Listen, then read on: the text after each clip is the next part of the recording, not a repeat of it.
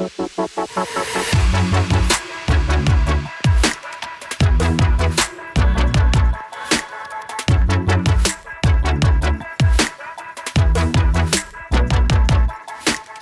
welcome to session 11. We're going to be looking at some myths surrounding Agile and we'll hopefully do some myth busting. So we're going to be looking at a few controversial statements or things that we hear floating around sometimes which can be misleading or confusing and hopefully dispel them fairly quickly. So Agile myth number 1, Agile is only for software development. Okay, so as we've spoken about in the sessions already, Agile can be applied in so many different environments and it is not just for software development. Myth number 2, Agile is time consuming and comes with so many meetings. This is a really interesting one. It's a really tough one, but it is a very real situation for a lot of teams because if you have sprint refinement, sprint review, sprint planning, daily stand-ups, all of a sudden in 2 weeks you can maybe have a day that's taken up with meetings, and if you're in a team that's already really busy, that can be quite difficult and it can feel like a waste. I say the important thing to think about, there's a couple of things. For me there's two, but fundamentally if you just go into anything without a plan, you'll probably at some point start going to see deteriorating returns for your effort because you're not going to know whether what you're working on is the highest value. So actually to have those period of time where you do stop, you step back and you reflect on, are you doing the right thing? Is it working? You can't put a price on that. And actually, if that's not the highest value use of your time, then you've got to argue what else is better use than that.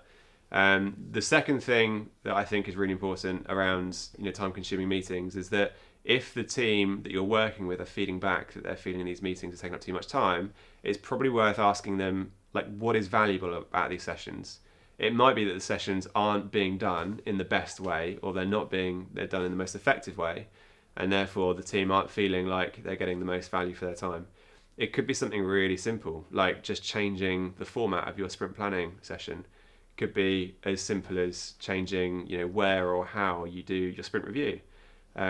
This is all really good stuff to bring up in a retrospective. So asking the team, how are we feeling about our sprint plannings or our daily stand-ups, and just getting that feedback and putting it into practice. Any more thoughts on time-consuming sessions?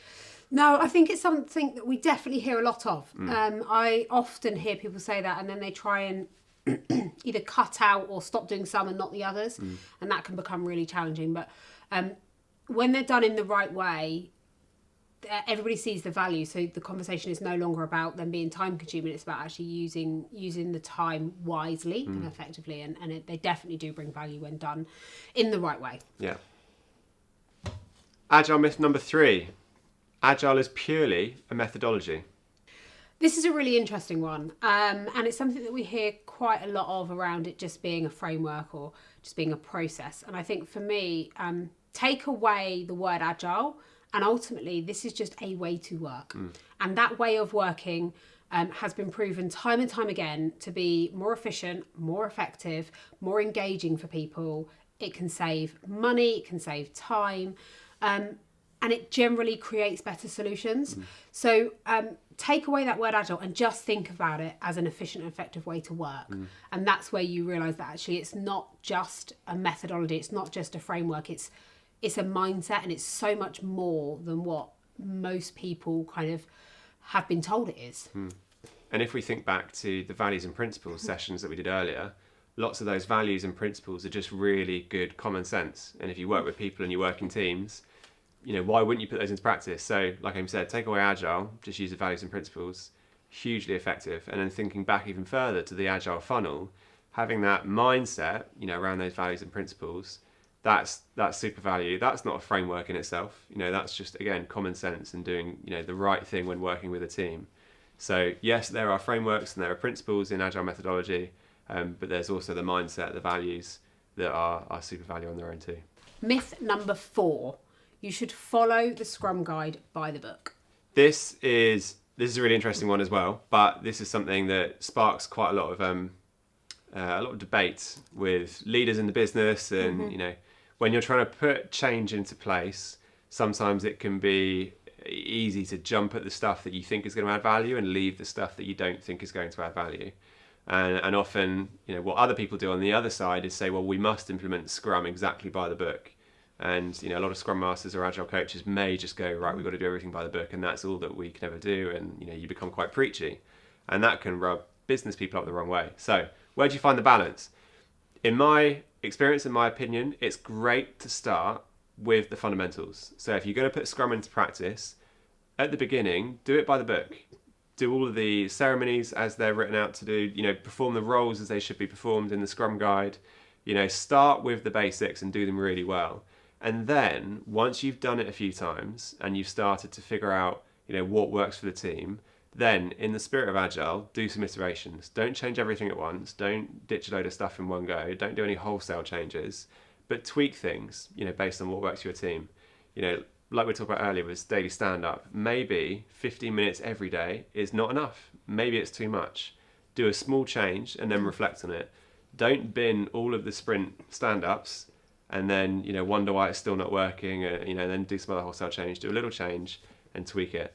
There's a great Japanese phrase, and I can't remember what it is, but it's around martial arts, and it basically means that you have to become the master before you can then rewrite the rule book. Yes. There's a funny word, but I can't remember what it is. No, nor can I. And but that's a great way to summarize it, is that you have to become really good at doing all the basics. And then once you've become an expert, you can then start to rewrite the rules yourself. And I think that's really true in Agile. You can't rewrite the rule book until you've understood why they're there in the first place. So yeah, I would take that approach. Any thoughts, Amy? No, I think I completely agree. I think it's ultimately Scrum, Kanban. Agile is flexible. It is flexible in the way it works and what you want to achieve. But like Ben said, you need to know why all those things are in place, and you need to start somewhere. Making changes in teams and organisations is really difficult to do. So if you follow a framework, first of all, it helps you learn and evolve and adapt as you go. And once you get a better understanding, you can then flex it to meet more needs. But I think it's really important that you start with something and start with that structure, particularly with Scrum. Obviously, Kanban's very different. But with Scrum, all of those ceremonies and the Scrum Guide are there for a reason. They've been tried and tested. And if we get that reason right and you get that purpose right and understand it as an expert, then you can start rewriting it and bending and flexing as you need to. And it's a great point that Kanban, if you do have a complex situation, maybe going into Scrum is not the right option. Actually, it'd be better just to start with Kanban, and looking at those principles like we discussed earlier. You can start with what you do now, and you don't have to, put loads of ceremonies and loads of sessions in place. Sometimes teams just need to go with Kanban rather than going with Scrum. Definitely. Agile myth number 5. Agile is just a fad. This is a really interesting one, and it's something that I'm hearing a lot of debate of around recently. And there's a lot of people who think that Agile is going to disappear in the new digital and kind of in the next, 10 years. It's been around for a long time.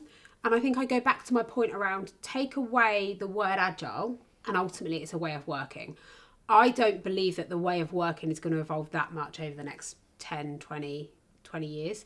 We know through organisational psychology that actually giving people empowerment, giving people alignment, being efficient and effective with time, all of the things that Agile effectively aligns to is one of the most productive ways of working and generally, like I say, creates the best solutions. So whilst I don't think Agile is a fad, it may well change its name. We may well come up with a new term, but the fundamental values, the mindset, the principles are still there and will, I believe, always be kind of needed and kind of a fundamental part of what it is we're trying to create.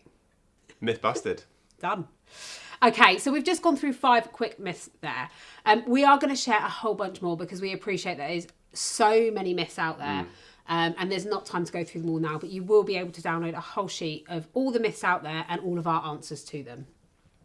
So that was Agile Myth Busting, and we're now going to go on to a couple of top tips.